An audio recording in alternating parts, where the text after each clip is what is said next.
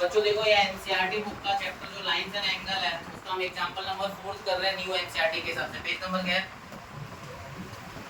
78। हां तो new NCERT example number 4 page number 78 में आपको एक क्वेश्चन मिल जाएगा। जो भी क्लास 9 के बच्चे हैं उनके लिए क्वेश्चन मैं सॉल्व कर रहा हूं, ठीक है। बहुत बच्चों को आता होगा, वेल एंड गुड, जिनको नहीं आता उनके लिए सॉल्व कर रहा हूं। सबसे पहले आप क्वेश्चन को रीड करोगे, क्वेश्चन रीड करोगे तो मैं रीड कर देता हूं आपके लिए एक बार क्वेश्चन। लाओ क्वेश्चन क्या बोला है देखो यहां पर, इन फिगर 6.19 जो कि ये वाली फिगर है, ठीक है। क्या बोला है कि if PQ parallel RS and angle MXQ equal to 135 degree and angle MYR equal to 40 degree, find angle XMY, ठीक है। आपको क्या क्या दिया हुआ है कि PQ जो है वो पैरेलल है किसके? RS के, ठीक है। और एंगल MXQ मतलब ये वाला एंगल 135 डिग्री है, और MYR मतलब ये वाला एंगल ये 40 डिग्री है, ठीक है। मैंने मेंशन कर दिया। फाइंड क्या करना है? XMY ये वाला एंगल आपको फाइंड करना है, ठीक है। अब इसको फाइंड करने के लिए ना आपको एक कंस्ट्रक्शन करानी पड़ेगी। क्या करानी पड़ेगी? कंस्ट्रक्शन, ठीक है। मैं आपकी कंस्ट्रक्शन कराता हूं। यहां पर देखो सबसे पहले आपको कंस्ट्रक्शन क्या करानी पड़ेगी? Draw a line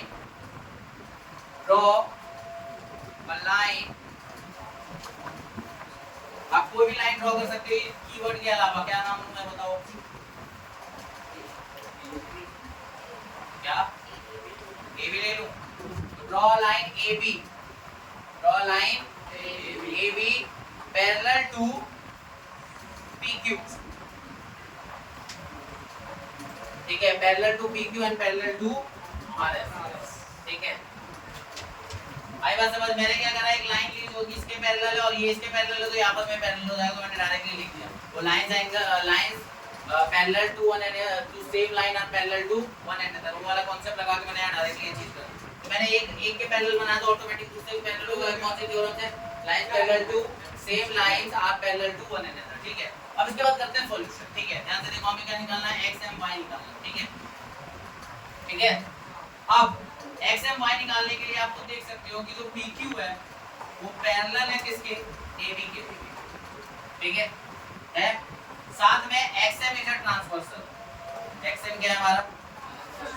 XM is a transversal. अगर ऐसा है आपको देखो ये इसके पैरेलल है और ये ट्रांसवर्सल है, तो ये वाला एंगल और इस वाला एंगल का सम कितना होगा? 180 होगा। रीजन क्या होगा? कोई भी एंगल, क्योंकि जब लाइन पैरेलल होती है और उससे ट्रांसवर्सल कट करता है तो कोइंटीरियर का सम कितना होता है? 180 डिग्री होता है। तो मैं वही कांसेप्ट लगा रहा हूं। क्या लिखूंगा मैं? MXQ angle MXQ plus angle XMB equal to 180 degree. Reason क्या हो जाएगा? Cointerior angle. समझ आई बात? इसके बाद देखो सेम अगर कॉन्सेप्ट में यहाँ पर दिखाऊं AB और RS के लिए, तो ये वाला एंगल और ये वाला एंगल क्या होगा? कारण क्या है? तो ये पैरेलल है और ये ट्रांसवर्सल का काम कर रहा है, तो यहाँ आपस में क्या होंगे? तो एक काम करते हैं, पहले ये एंगल निकाल तो लेते हैं, XMB निकाल लेते हैं, क्योंकि देखो ये MXQ की जगह 135 लगाओगे प्लस एंगल XMB, ठीक है। ये निकालने के बाद हमने इस पे काम करना है 180 डिग्री। तो एंगल XMB कितना हो जाएगा? 180 माइनस 135। आंसर आ जाएगा आपका क्या बताओ? 45 डिग्री। तो ये 45 डिग्री आ गया, ठीक है। इसके बाद देखो यहाँ पर AB जो है वो पैरेलल है किसके? RS लाइन, ठीक है। और ट्रांसवर्सल का कौन काम कर रहा है?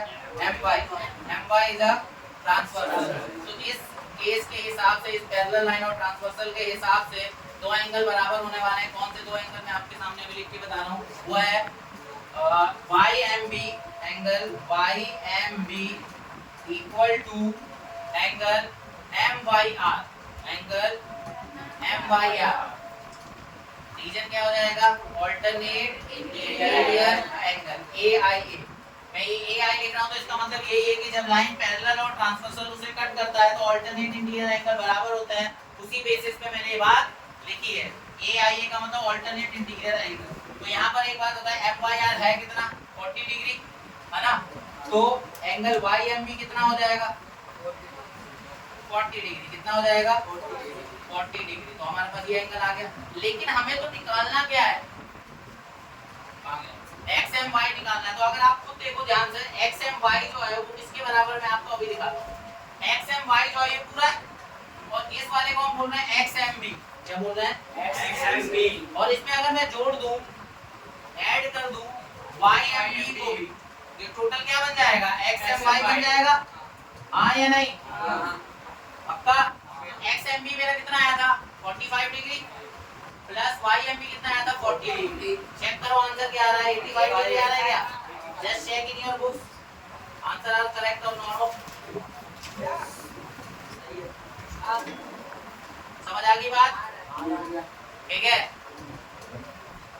आई बात समझ? तो देखो अब हम करने जा रहे हैं example number 5 page number 79 according to new NCERT. जिनका पुरानी एनसीईआरटी उसमें पेज नंबर अलग होगा। आपको क्वेश्चन मैच करना है। क्वेश्चन में मैं रीड कर देता हूं आपके लिए। If a transversal intersect two lines such that the bisector of a pair of corresponding angles are parallel then prove that two lines are parallel. ये क्वेश्चन रीड कर दिया मैंने। अब आपको मैं मीनिंग समझाता हूं। देखो क्या कहता है। इफ अ ट्रांसवर्सल, अगर एक ट्रांसवर्सल इंटरसेक्ट करता है दो लाइंस को, तो वो नहीं बोला पैरेलल है, क्या बोला दो लाइंस है, उसको एक ट्रांसवर्सल अगर क्या करता है इंटरसेक्ट करता है इस तरीके से, सच दैट, इस तरीके से कि bisector of a pair of corresponding angle, मतलब वो दो लाइन जिसको एक ट्रांसवर्सल काट रहा है उसमें से कोई भी एक पेयर उठा लो कॉरस्पॉन्डिंग एंगल का, उसमें जो उन दोनों का जो बाइसेक्टर बनेगा कॉरस्पॉन्डिंग एंगल का वो आपस में पैरेलल है। तो आपको प्रूव करना है कि वो दो लाइन भी आपस में पैरेलल होगा। तो मैं आपको उस क्वेश्चन का जो मीनिंग था उसको यहाँ समझाता हूँ। देखो दो लाइन है, उसको एक ट्रांसवर्सल कट कर रहा है एडी, ठीक है। पीक्यू और आरएस दो लाइन है, उसको कौन कट कर रहा है एडी। पीक्यू और आरएस पैरेलल नहीं दिया, दो लाइन है बस, पीक्यू और आरएस, जिसको काटने का काम कौन कर रहा है एडी कर रहा है, ठीक है। ये बात होगी। अब इनका कॉरस्पॉन्डिंग का एक पेयर उठाया मैंने, ये वाला एंगल एबीई, एबीक्यू और लिया मैंने बीसीएस, ये वाला पेयर उठाया। इसमें जो इसका बाइसेक्टर बन रहा है बीई और ये वाले का जो बाइसेक्टर बन रहा है, ये कॉरस्पॉन्डिंग का पेयर का बाइसेक्टर हो गया।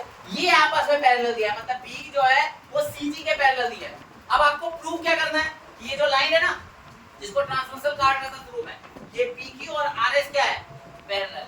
समझ आई बात? अब हमें क्या क्या दिया हम पहले लिख लेते हैं। हमें क्या क्या दिया है, PQ line, PQ and RS line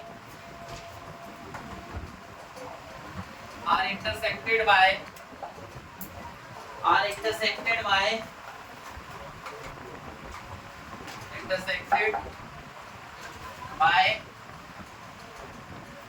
transversal. कौन सा ट्रांसवर्सल काट रहा है उसे एडी, ट्रांसवर्सल एडी, ठीक है। तो ये बात दी हुई है। और क्या दिया हुआ है कि जो बी है, बी पैरेलल है सीजी के। और क्या दिया है, B is bisector of angle ABQ, ठीक है। और क्या दिया हुआ है, CG is bisector of angle BCS, ठीक है। ठीक है, समझ आया कि नहीं आया? इतनी बात क्लियर है। अब हमें साबित क्या करना है यहाँ पर कि PQ जो है वो पैरेलल है किसके, RS। PQ पैरेलल है RS के। ये बात हमें क्या करनी है, प्रूव करनी है। ये गिवन वाला है और ये जो प्रूव वाला है ये, ठीक है। अब इसके लिए मैं आपके सामने रखता हूँ सबूत, ठीक है। अब ध्यान से देखो, अगर ये इसके पैरेलल है तो ये वाला एंगल इसके बराबर होगा कि नहीं होगा, ABE बराबर होगा BCG के। कौन कौन एग्री करता है इस बात से, ठीक है, करते हो?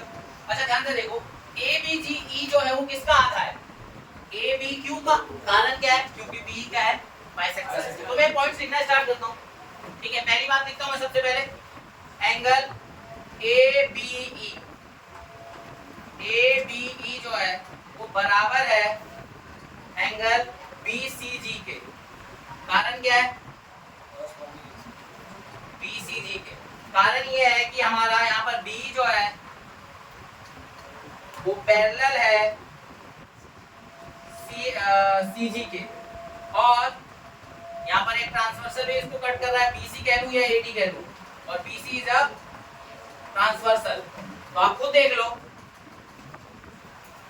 दो पैरेलल लाइंस हो और उसको कोई कट कर रहा हो तो जो कॉरस्पॉन्डिंग एंगल होता है वो क्या होते हैं, आपस में बराबर होते हैं। तो ये कॉरस्पॉन्डिंग एंगल की मदद से क्या हो जाएगा, ये बराबर कॉरस्पॉन्डिंग एंगल। ठीक है, आया समझ? देखो दोबारा बता देता हूँ, ये इसके पैरेलल है, इसको काटने का काम कर रहे हैं, तो ये एंगल क्या होंगे आपस में कॉरस्पॉन्डिंग, इसीलिए आपस में क्या है, ये बराबर है। ये पॉइंट क्लियर है? अगर ये पॉइंट क्लियर है इसको मैं इक्वेशन 1 मान रहा हूँ। क्या मान रहा हूँ इसको? आगे काम आएगा। ठीक है, आगे अच्छा एक ध्यान से देखो, क्या मैं ऐसे लिख सकता हूँ एंगल ए बी ई को, क्या मैं ऐसे लिख सकता हूँ half of angle A B Q? कौन कौन एग्री कर रहा है इस बात से?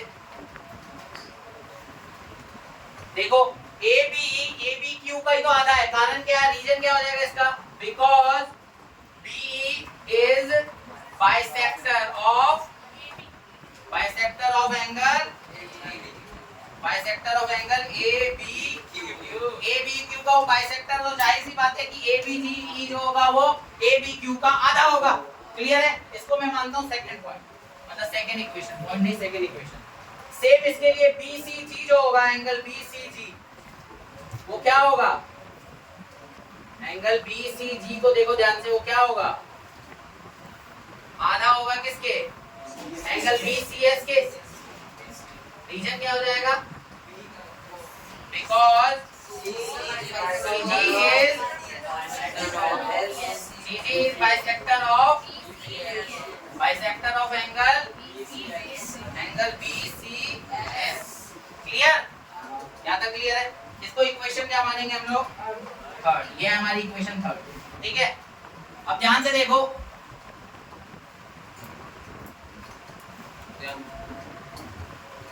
देखो यहाँ पर अब ये तीन इक्वेशन आपको दिख रही है, ध्यान से देखो, ए बी बी सी जी के बराबर है, और वही ए बी इसके बराबर है, और बी सी जी इसके बराबर है, और ये दोनों आपस में बराबर है। तो क्या ये दोनों आपस में बराबर होंगे? फर्स्ट सेकंड और थर्ड इक्वेशन को की मदद से ध्यान से देखो, ए बी इसके बराबर है, बी सी जी इसके बराबर है, और ये दोनों आपस में बराबर है। तो क्या इधर राइट वाला पार्ट आपस में बराबर होगा या नहीं होगा? होगा। तो इसका मतलब angle half of from equation 1 2 and 3, पहली दूसरी और तीसरी इक्वेशन की मदद से half of angle A B Q equal to होगा half of angle B C S. ठीक है, हाफ से हाफ कट जाएगा, क्या बचेगा, angle A B Q equal to angle B C S. ठीक है, आई बात समझ? ध्यान से देखो, ये ए बी क्यू और बी सी एस एक्चुअल में है कौन सा एंगल, ये पूरा एंगल यहाँ तक, और ये पूरा एंगल एक्चुअल में देखा जाए तो पी क्यू और आर एस, और उसको लाइन काट दिया तो उसके केस में वो कॉरस्पॉन्डिंग एंगल है। और अगर कॉरस्पॉन्डिंग एंगल बराबर है तो लाइन, ऐसा मैं नहीं कह रहा, एक रीजन है इसका। ठीक है, तो क्या हो जाएगा, पी क्यू जो होगा वो पैरेलल होगा आर एस के, कारण क्या होगा, converse of corresponding angle. Converse of corresponding angle का मतलब क्या होता है कि जब कॉरस्पॉन्डिंग एंगल बराबर हो तो जिस लाइन का वो कॉरस्पॉन्डिंग होगा ट्रांसवर्सल के साथ होगा, तो वो दोनों लाइन आपस में क्या होंगी, पैरेलल होंगी। यही कॉरस्पॉन्डिंग एंगल का कन्वर्स कहता है। आ रही है बात समझ या नहीं? ठीक है, देख सकते हो, आप कोई डाउट हो तो बताओ। देखो यहाँ पर एग्जांपल नंबर 6 है, page number 80 according to new NCERT. Question क्या दिया हुआ है, क्वेश्चन आपको दिया हुआ है कि एबी जो है आपका सीडी के पैरेलल है, और ये जो दूसरे ये एक और सीडी जो है वो ईएफ के पैरेलल है। तो देखो एबी सीडी के पैरेलल है, और ये जो सीडी है वो ईएफ के पैरेलल है। तो आप एबी और ईएफ को भी पैरेलल कर सकते हो, वाला थ्योरम लगा के। क्या बोलते हैं, lines parallel to the same line are parallel to one another. ठीक है, हम लोग कर लेते हैं स्टार्टिंग में, सॉल्यूशन में पहले हम लोग ये बात साबित कर लेते हैं, क्योंकि इसका इसके साथ रिलेशन लगाने को आए हुए हैं। पहले ये कर लेते हैं, एबी जो है वो पैरेलल है सीडी के, हमें दिया हुआ है, और सीडी जो है वो पैरेलल है ईएफ के। तो आप खुद बताओ कि क्या एबी है ईएफ के पैरेलल होगा? कारण क्या होगा, lines parallel to parallel to same lines are parallel to one another, ठीक है, पैरेलल टू वन अनदर। ये नहीं थी, मैंने ये थ्योरम आपको प्रूव भी करवाई थी, याद होगा आपको, थ्योरम नंबर 6.6 है ये, ठीक है। अब ये बात हो गई। इसके बाद क्या दिया हुआ, ये जो है AB के परपेंडिकुलर है, देखो ये रहा EA और वो परपेंडिकुलर AB के, इसका मतलब ये 90 होगा और इधर वाला भी क्या होगा 90। इधर की नीड नहीं है लेकिन तो इधर वाला मैंने लिख लिया, दैट इज अगर ये परपेंडिकुलर है तो इसका मतलब EAB 90 हुआ कि नहीं हुआ, इस साइड वाला भी 90 होगा, ध्यान रखना। आगे एंगल BEF 55 डिग्री दिया, मतलब ये वाला एंगल BEF यानी कि ये वाला एंगल 55 डिग्री, ठीक है, AB गिवन है। अब हमें फाइंड क्या करना है, x की वैल्यू, y की वैल्यू और z की वैल्यू, और यहाँ पिक्चर में x y z मेंशन है, ठीक है। अब इसको फाइंड कैसे करेंगे, ऐसी बात है, प्रॉपर्टी यूज करेंगे जो हमने अब तक लाइंस एंड एंगल में पढ़ी है, उसे यूज करके इनको फाइंड कर लेंगे। सबसे पहले आप थोड़ा ध्यान से देखो, यहाँ पर ये लाइन आपको पैरेलल दिख रही है और ये ट्रांसवर्सल कटता हुआ दिख रहा है, उसमें ये एंगल और ये एंगल क्या है, कोइंसिडेंट लग रहे हैं, और कोइंसिडेंट का असल कितना होता है 180, तो y + 55 = 180 डिग्री लगा के हम y निकाल सकते हैं। अच्छा ध्यान से देखो, ये लाइन और ये लाइन पैरेलल है, इसको ट्रांसवर्सल कट कर रहा है तो y और x आपस में बराबर है, बताओ किसका कोइंसिडेंट नहीं, क्योंकि देखो ये पैरेलल है और इसको ये काट रहा है तो ये कॉरस्पॉन्डिंग से क्या है, बराबर है। तो करना स्टार्ट करते हैं, ठीक है। और सबसे बड़ी बात, मैंने इसको इसके पैरेलल साबित कर दिया, तो अगर इसमें और इसमें कोई रिलेशन लगाना होगा तो वो भी लगा सकते हैं। तो पहले स्टार्ट करते हैं। सबसे पहले हमारा क्या था, CD जो है वो EF के पैरेलल है, ये CD जो है पैरेलल है किसके, EF के, और हमारे ट्रांसवर्सल का काम कौन कर रहा है यहाँ पर, ED है ट्रांसवर्सल, ठीक है। ये वाले की मदद से हमारा कौन सा एंगल पे फायदा हो रहा है हमारा, देखो ध्यान से, एंगल y + 55 = 180 डिग्री, रीजन क्या हो जाएगा, कोइंटीरियर एंगल, समझ आया। इसका मतलब है कोइंटीरियर एंगल का मतलब सम of cointerior angle is 180 degree. मैंने यहाँ शॉर्ट में बस कोइंटीरियर एंगल लिख लिया, इसका मीनिंग यही है, sum of cointerior angle is 180 degree. Angle y कितना आ जाएगा, 180 - 55, जो कि सॉल्व करके कितना आता है बताओ, 120। एंगल 125 आ गया, चेक कर सकते हो आप आंसर, ठीक है। ये हो गया, टेंशन नहीं, अब आगे करते हैं। एंगल y = एंगल x हो जाएगा, कारण बता दो। लेकिन इससे पहले आपको पैरेलल लाइन मेंशन करनी पड़ेगी कि AB जो है वो पैरेलल है किसके, CD के। आप इसमें रीजन क्या दे सकते हो, गिवन, ठीक है। और कौन सा ट्रांसवर्सल है हमारे यहाँ पर, DB इज अ ट्रांसवर्सल। मैं आपको पता है ये वाली लाइन क्यों बता रहा हूँ कि पैरेलल कौन सा है, हो सकता है कि आपको यहाँ पता ना चले, ये पैरेलल है और ट्रांसवर्सल का काम कर रहा है, इसलिए y x के बराबर है। ये और ये पैरेलल है इसलिए नहीं, ये और ये पैरेलल है और ये ट्रांसवर्सल का काम कर रहा है, तो ये आपस में कॉरस्पॉन्डिंग है। पैरेलल लाइन होता है, ट्रांसवर्सल उससे कट करता है, तो कॉरस्पॉन्डिंग के बराबर होता है। तो एंगल y = क्या हो जाएगा, एंगल x, रीजन क्या हो जाएगा, कॉरस्पॉन्डिंग एंगल, ठीक है, कॉरस्पॉन्डिंग एंगल, ठीक है। ये आ गया समझ। तो एंगल y 125 है तो एंगल x कितना हो जाएगा, 125 डिग्री। अब ठीक है, ये आ गया। अब देखो आपको कुछ नहीं करना है, आपको z निकालना है। आप ध्यान से देखो, AB और EF पैरेलल मैंने साबित किया था, AB और EF मैंने पैरेलल साबित किया था, तो यहाँ पर करते हैं आगे। देखो AB जो है वो पैरेलल है EF के, ठीक है, और B जो है वो क्या किसका काम कर रहा है, या फिर AE जो है किसका काम कर रहा है, ट्रांसवर्सल का, A इज ट्रांसवर्सल। आप देखो मैं क्या कांसेप्ट यूज करने वाला हूं z निकालने के लिए। अगर ये इसके पैरेलल है और ये इसका ट्रांसवर्सल है तो इसका मतलब EAB, angle EAB plus angle AEF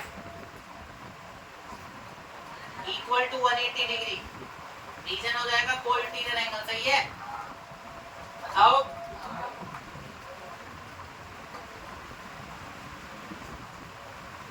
ठीक है, इसके बाद आगे वाला पार्ट यहाँ कर रहा हूं मैं। EAB है कितना मेरा, 90 डिग्री गिवन था, प्लस AEF कितना है, AEF, दो एंगल का कॉम्बिनेशन है, Z प्लस 55 यानी कि 55 = 180 डिग्री। अब Z को यहीं रखते हैं, इन दोनों को ऐड कर लेते हैं, क्या आ जाएगा, 145 5 equal to 180 degree. Angle Z equal to क्या हो जाएगा 180 माइनस 145।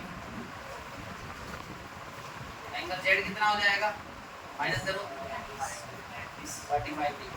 चेक कर लो आंसर सही है।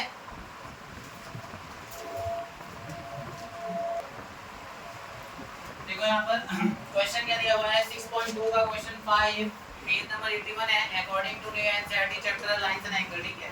क्वेश्चन दिया हुआ है दो मिरर हैं जो एक दूसरे के पैरेलल रखे। एक रे है AB जिसको पास कराया जाता है जो कि इंसिडेंट है, वो टकरा के PQ मिरर से कहां जाती है, ऐसे टकरा के C पॉइंट पे जाती है, फिर टकरा के कहां चली जाती है D पॉइंट तक जाती है। तो देख सकते हो आप इस तरीके से जा रहा है। तो आपने कभी लाइट चैप्टर तो पढ़ा ही होगा, ठीक है। वहां का एक कांसेप्ट यूज होगा, ठीक है, ध्यान रखना।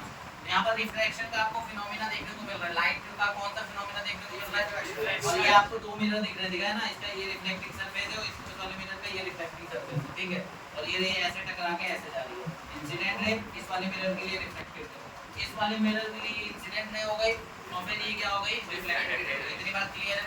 अब ये बात जो गिवन थी मैंने लिख दी, PQ जो है वो RS के पैरेलल लिख दिया, और क्या इंसिडेंट रे वो सारी बातें यहाँ पे लिख दी।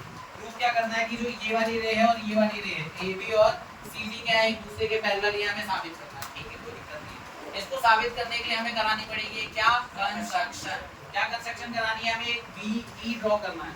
B तो ये रहा, यहाँ E ड्रॉ करना है इस तरीके से जो कि परपेंडिकुलर और PQ ड्रॉ कर दिया, ठीक है। इसे नॉर्मल कह रहे हैं या नॉर्मल हो गया, इन दोनों रे का क्या हो गया, आपने जो BE ड्रॉ करा है ना परपेंडिकुलर, ये नॉर्मल का काम कर रहा है इसके और इसके, ठीक है। और एक ड्रॉ क्या करना है CF जो कि किसके परपेंडिकुलर हो RS के, और ये इस वाले के लिए नॉर्मल हो गया। अच्छा मैं कुछ एंगल्स को मान ले रहा है, इसका नाम 1 दे रहा हूं, इसका नाम 2, इसको नाम दे रहा हूं 3 और इसको नाम दे रहा हूं 4, ताकि मैं प्रूव कर सकूं आसानी के लिए, तो मैंने नहीं लिखा। अच्छा इसके अलावा एक चीज और करी है मैंने, परपेंडिकुलर तो लिया है, साथ के साथ देखो ये लाइन और ये लाइन आपस में क्या हो जाएंगी, ऐसी बात है। अगर 90 बना रही है इधर भी 90 बना रही है तो आपस में पैरेलल होंगी, इस तरीके से मैंने इसको लिया। तो ये परपेंडिकुलर लिया मैंने दोनों सरफेस के, और इस तरीके से कि आपस में क्या हो पैरेलल, तो ये बात भी है। अब मुझे क्या करना है, साबित क्या करना है, मेरे को ये साबित करना है ABCD के पैरेलल, तो उसको साबित करना स्टार्ट करता हूं। सबसे पहले मैं आपके लिए क्या बात लिखने वाला हूं, देखो यहां पर क्या एंगल 1 इक्वल टू एंगल 2 है, बताओ बताओ। एंगल 1 इक्वल टू एंगल 2 है और एंगल 3 इक्वल टू एंगल 4 है। कौन बताएगा reason, who will tell me the reason, बताओ। लाइट के कांसेप्ट का यूज हुआ है, बताओ किसने हुआ यूज किया, लॉ ऑफ रिफ्लेक्शन कहता है ना, angle of incidence equal to angle of reflection. ये इंसिडेंट रे है, ये रिफ्लेक्टेड रे, और बीच में नॉर्मल, तो ये क्या हो गया एंगल ऑफ इंसिडेंस, और ये हो गया एंगल ऑफ रिफ्लेक्शन, तो आपस में बराबर होगा। और इस वाले में देखो इंसिडेंट रे, ये रिफ्लेक्टेड रे, नॉर्मल, तो 3 और 4 भी क्या होगा बराबर होगा। रीजन क्या है, law of reflection, angle of incidence is equal to angle of reflection. यहां पे लिख सकते हो by law of reflection. Law of reflection क्या कहता है, एंगल I यानी कि angle of incidence equal to angle of reflection, angle I equal to angle R, इसलिए 1 2 के बराबर और 3 4 के बराबर है, ध्यान रखो, ठीक है। अच्छा देखो B जो है वो पैरेलल है CD के, कौन-कौन मान रहा है इस बात को, है ना हां, B जो है वो B जो है वो CD के CF के पैरेलल है, B और CF के पैरेलल है, ये वाला इसके पैरेलल, और BC इज ट्रांसवर्सल, आगे नहीं BC ट्रांसवर्सल का काम करता है। तो आप देखो दो पैरेलल लाइन है, उसमें एक ट्रांसवर्सल आ रहा है, तो क्या एंगल 2 और एंगल 3 बराबर होगा, रीजन बताओ, अल्टरनेट इंटीरियर एंगल से, ठीक है। चलो ये वाली चीज तो बात पता चल गई कि अल्टरनेट इंटीरियर से बराबर। अच्छा ये आपकी पहली इक्वेशन है, ये दूसरी इक्वेशन है, 1 जो है वो 2 के बराबर है, 3 जो है वो 4 के बराबर है, ठीक है। तो और कुछ रिलेशन यहां से देख रहे हैं, 1 2 के बराबर, 3 4 के बराबर, और 2 जो है वो 3 के बराबर है, तो क्या एंगल 1 इक्वल टू एंगल 4 होगा, हां कि नहीं। तो इसको इक्वेशन 1 मान लिया, इसको इक्वेशन 2 मान लिया, इसको इक्वेशन 3 मान लिया। From first second third, first second और थर्ड की मदद से एंगल 1 क्या आ गया हमारे 4 के बराबर आ गया, हां या नहीं। अच्छा ध्यान से देखो कहा गया 2 जो है वो 3 के बराबर है ना, और 2 जो है वो 3 के बराबर है, और मैं अगर मान लो दोनों को 2 से मल्टीप्लाई कर दूं, इक्वेशन 3 को देखो यहां पर, इक्वेशन 3 को मैं अगर 2 से मल्टीप्लाई करूं तो मल्टीप्लाई इक्वेशन 3 बाय 2। इक्वेशन 3 को क्या करना है, 2 से मल्टीप्लाई करना है, हो जाएगा 2 एंगल 2 इक्वल टू 2 एंगल 3। हो गया, दोनों को 2 से गुणा किया। अच्छा एक बात बताएं, एंगल 2 का डबल का मतलब क्या हुआ है? एंगल 2 का डबल मतलब ये दोनों एंगल हो गए। तो क्या मैं इसको ऐसे लिख सकता हूं, 2 एंगल 2 का मतलब क्या हुआ, एंगल 2 प्लस एंगल 2। और एंगल 3 को क्या लिख सकता हूं, एंगल 3 प्लस एंगल 3। सही है। अच्छा एक देखो यहां पर एंगल 2 प्लस एंगल 2 में 2 जो है वो 1 के बराबर है, तो क्या मैं इसको ऐसे लिख सकता हूं, एंगल 1 प्लस 2। देखो, और एंगल 3 जो है वो 4 के बराबर है, तो क्या मैं इसको लिख सकता हूं, एंगल 3 प्लस 4।